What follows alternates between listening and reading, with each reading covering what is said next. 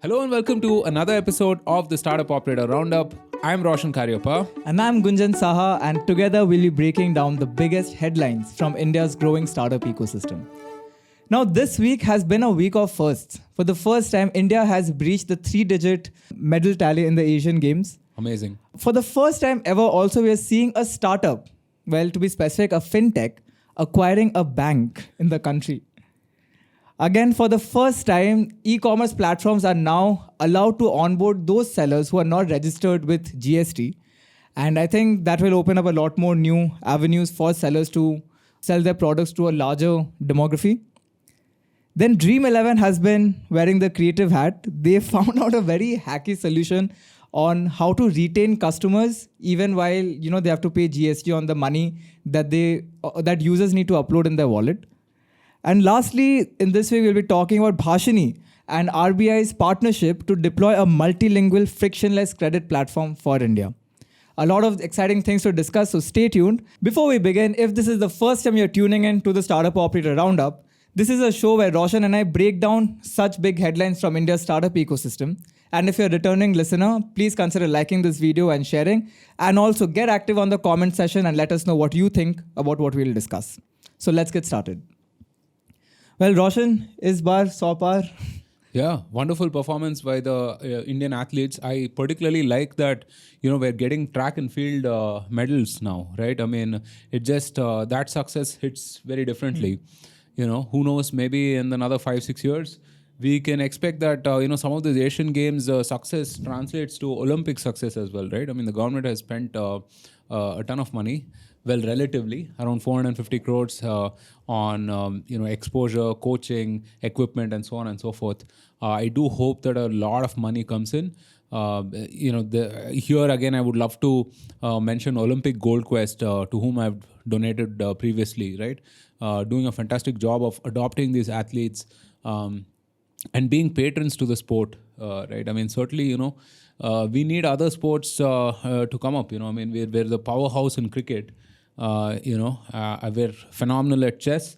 We need some of these other athletics competitions and things to pick up. So fantastic stuff. I love it. Yeah. And not only is we're having a great run in the Asian Games, the Cricket World Cup also started. Well, Who knows what we get to see there. Yeah. But, there was a lot of celebrations on Twitter for our Asian Games success, right? I mean, there was this thing that was trending, is bar 100 par. So fantastic stuff. Great work by all our athletes. Yeah. Okay, let's dive in to Slice merging with a small finance bank. Slice will now become part of this bank called Northeast Small Finance Bank, and it's the first Indian fintech to undertake such a move, and they have received approvals from RBI. Well, we all know Slice is a unicorn that is valued at over $1.5 billion. Guess what Northeast Small Finance Bank is valued at? A tenth of it, maybe less. Well, it is worth $60 to $70 million. Wow. Okay. Slice did acquire a minority stake of about 5%, which was worth $3.4 million. And this current acquisition, the total deal size is valued around $68 million. But it's not only Slice that is, trying to acquire banks. I mean, earlier we did see partnerships of fintechs with traditional banks to kind of become the front engagement layer. But even other fintech company like Zerodha, they're also exploring to acquire a stake in National Bank. Not only Zerodha, even PE firms, multiples, and Premji Invest, they have had talks with Bank of Baroda to acquire a stake in Nainital Bank. Bank of Baroda owns around 98% stake in Nainital Bank, and they plan to initially divest about 40 to 50%, and later on they'll eventually sell the remaining stake. So what do you think is causing, fintechs like Slice, fintechs like Zerodha to explore bank acquisition? Well, Slice's business almost came to a halt after the RBI issued guidelines on these prepaid instruments and so on, right? Saying that, there are limits on how much people can load into these wallets and where that can be used and so on. And of course, we've seen, how this whole BNPL space has pretty much become inexistent, post those guidelines. So it was expected that, the fintechs will try to acquire banks and so on. But this is a surprise even by those standards, right? I mean, it's a fantastic development, I would say, right? Over the last 21 years, RBI has issued just 4 bank licenses. It has stopped issuing licenses for NBFCs as well of late. We definitely need banking, credit, etc. for a growing economy like India, for sure, right? I mean, that is a given. And these kind of solutions are an interim solution, I would say, right? I mean, so clearly the Northeast Small Finance Bank was not doing well. RBI mandates that you need to have a net worth of at least around 200 crores in order for you to be operational, and they were below that, and so this was kind of a distress sale in that sense. Now, we have made the point earlier on the podcast multiple times that the fintechs are very well positioned to be that front end layer for some of these more traditional banks. So let the technology companies take care of customer acquisition, customer experience, and so on and so forth, while the conventional banking folks can take care of the P&L, other more core and traditional aspects, right? So this is a fantastic thing. $60 million and $1.5 billion kind of shows you, which way the wind is blowing, Yeah. But do you think we'll be seeing more such, offers being put out there by fintechs when many of them are valued over $1 billion? Yeah. They have to, I mean, I think BharatPe also owns a small finance bank, and, famously that acquired the PMC bank license, which I don't know what is the status of that right now. They acquired it along with the Centrum maybe an hour and a half, 2 years back, pre the Ashneer Grover scandals and whatnot, right? So I think this is definitely a template. I'm sure that, the existing fintechs will be looking for a similar opportunity. Because it will definitely help them improve their margins. Because at this point of time, Slice itself had a tie-up with the SBM, State Bank of Mauritius, for their cards, right? And by acquiring these banking and financial entities, they can retain the entire margin. We spoke about Cred launching the garage, last roundup. It seems like it might be more meaningful for Cred to buy up an NBFC or a small finance bank instead, I suppose. Yeah. Well, if someone from Cred is watching this, let us know what you think in the comments. Not to say that the garage isn't useful, okay? Keep building vanity products. Okay, let's move on. The GST Council announced that non-GST sellers with a turnover of up to rupees 40 lakhs can be onboarded onto e-commerce platforms starting October 1st. This move is particularly beneficial for those who previously dropped out during the registration process due to GST requirements. Now, building on this development, Meesho announced that they will start onboarding such sellers, and it also signifies the registration process by allowing sellers to use enrollment ID UIN instead of GSTIN. Now, it's a very important move, and I'm really happy that the council made this announcement because according to some industry insights, around 1.2 million sellers drop out every year during the registration process due to not qualifying for the GST requirements. And not only that, something which is very unique to companies that have a less than 40 lakhs turnover is that the product is highly localized and it's highly unique, right? And these lead to a rise in a lot of niche categories in fashion and consumer electronics, home, kitchen, home development, etc. And even the timing for this announcement could not be at a more opportune time because we are just about to start the festive season in the country. So what do you make of this? How does this open up e-commerce? This is an amazing development, for sure. You mentioned 1.5 million dropout every year. With this move, we're expected to sort of 10x the number of sellers we get on platforms like Meesho, Amazon, Flipkart, and so on. Meesho, of course, has taken the lead and built the technology and the algorithms for this. Right, and it is expected that Amazon and Flipkart will follow. This is amazing. So this obviously comes with a few riders. Now, the first thing, as Gunjan mentioned, the revenue should not exceed 40 lakhs in case of products, 20 lakhs in case of services. E-commerce, anyway, most of these are products in that sense, right? And the second thing is the goods must only be sold within the state. These are a couple of riders that they have. And of course, I mean, they will still need to go register on the GST portal and get a UIN number, right? A unique number that can be used for any transactions. This is very helpful. I mean, over the last 5-10 years, one of the biggest changes that's happened is the formalization of the economy, with Aadhaar, with GST and so on. right? But at the same time, and this is also induces challenges from a compliance perspective. There are various costs associated with that, a lot of time and effort as well, which some of these smaller sellers can't really afford. So this is a great move to sort of bring them under the umbrella in some sense, right? And offer them some of these privileges, so there's actually a benefit to formalization and not just a danda from the taxman, right? So amazing. This is going to 10x the number of sellers that we have on all of these platforms, and I'm really looking forward to some of these niche products being available on Meesho and Amazon and the others. Yeah. NASSCOM's Vice President and Head of Public Policy, Ashish Agarwal, has praised the decision, and he says that this will unlock immense potential in underserved regions.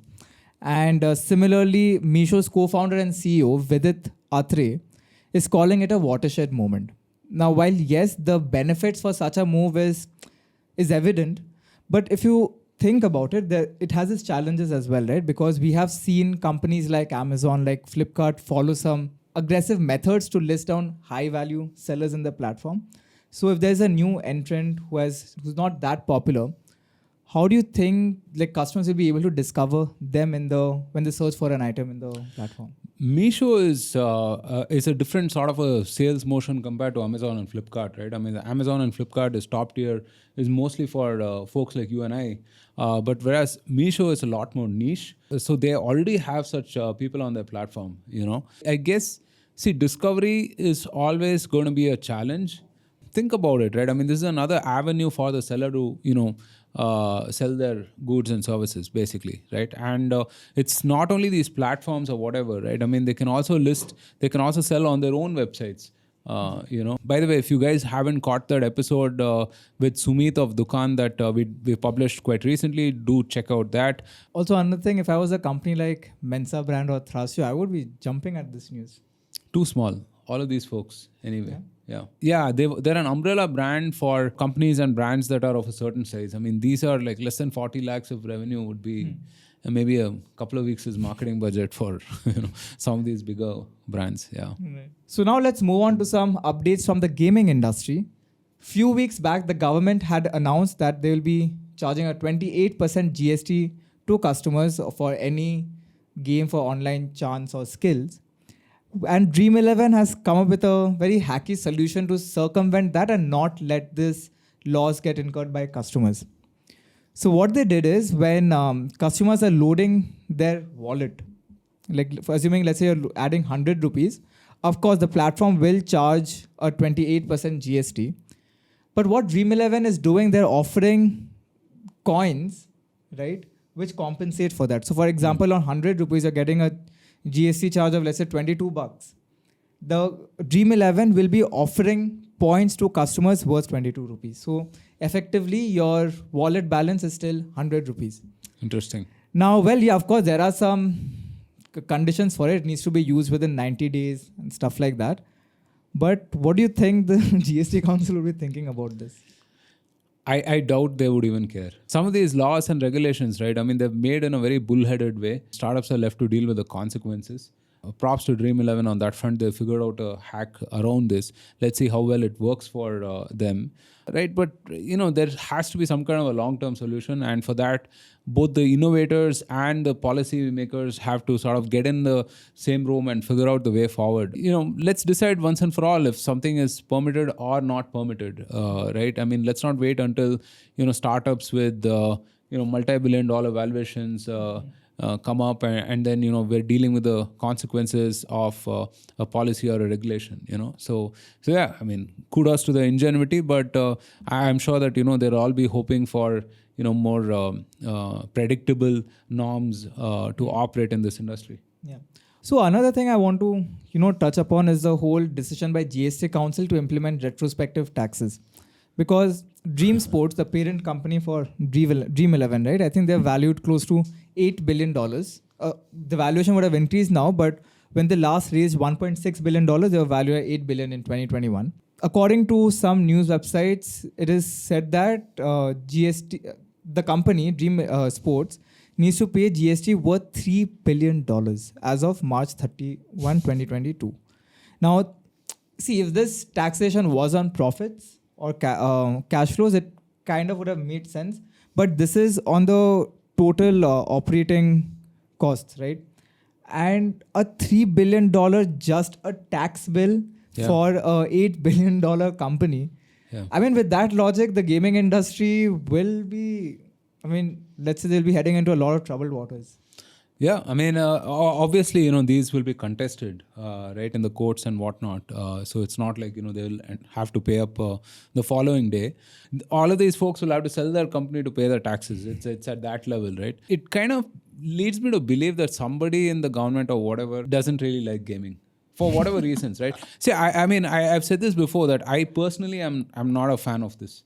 I'm not a fan of gaming, etc. I've seen people, their lives being ruined and whatnot. And you can make the argument for alcohol, cigarettes, drugs, whatever else. I mean, I've said this, right? I mean, the way internet and mobile gaming is pervasive, it has an undue impact. And, it's not an intellectual argument. It's something that you have to see for yourself to kind of come to conclusions one way or another. It does feel like it. I mean, it does seem like, somebody in the policy-making machinery or the government really is very antithetical to gaming. Like I said, let's clarify what is allowed and what is not allowed instead of like putting all of these regulatory barriers, right? I mean, they don't feel like guardrails. They feel like hurdles at this point. Yeah. Well, but folks, if you're listening, then the Cricket World Cup just started. And right now, Dream 11 must be flocking with new users. So maybe this is the right time for you to make your account, load up your wallet and not pay GST.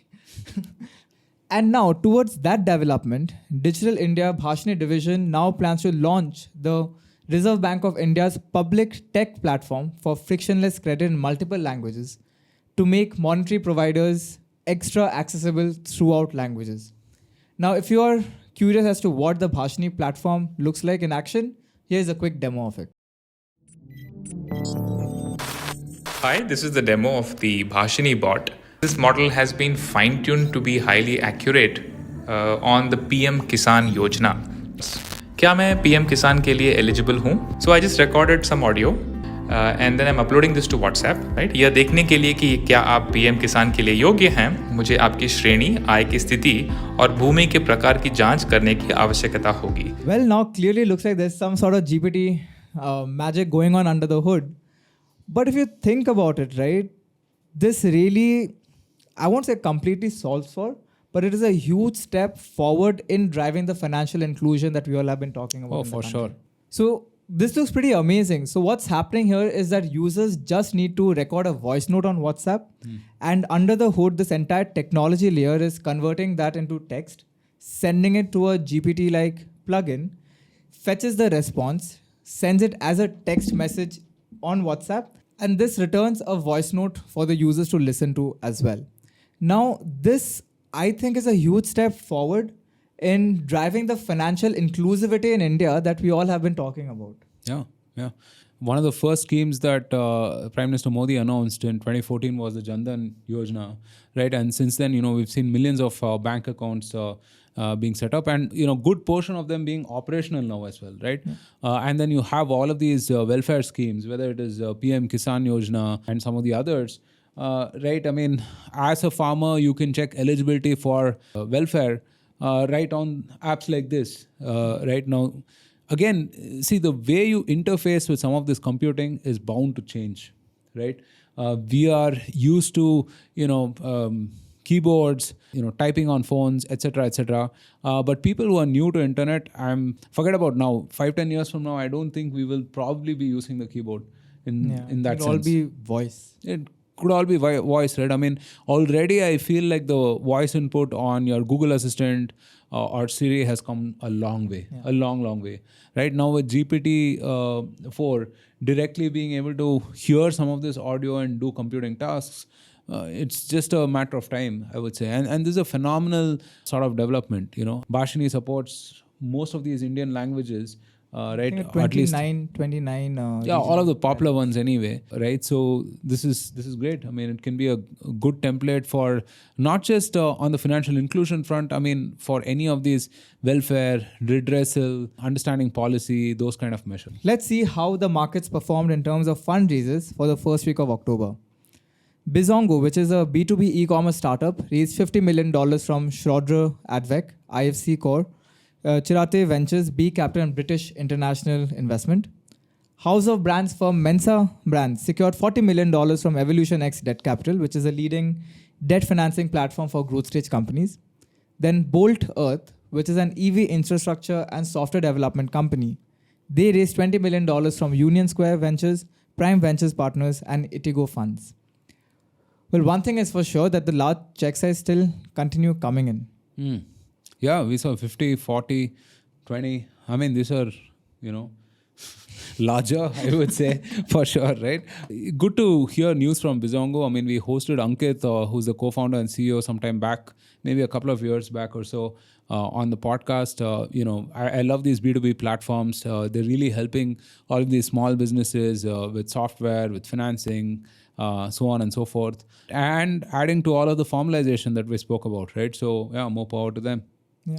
It's funny that you mentioned few years back, right? Yeah. I mean, it's 3 years that we have been running this podcast, and last week we even had our first live event, or let's call it physical. No, let's not call it physical. We had our first live event.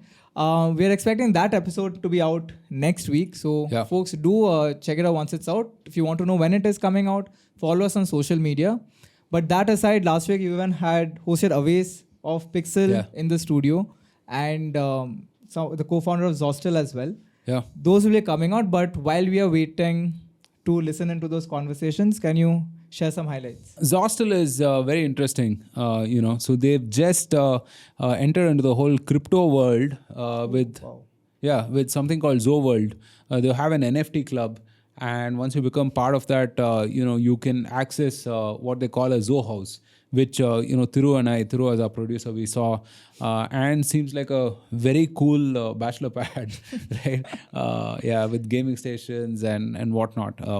It's pretty interesting, I would say. And I've said this often that crypto, the innovation of being able to validate a transaction uniquely without any intermediaries is an order of magnitude.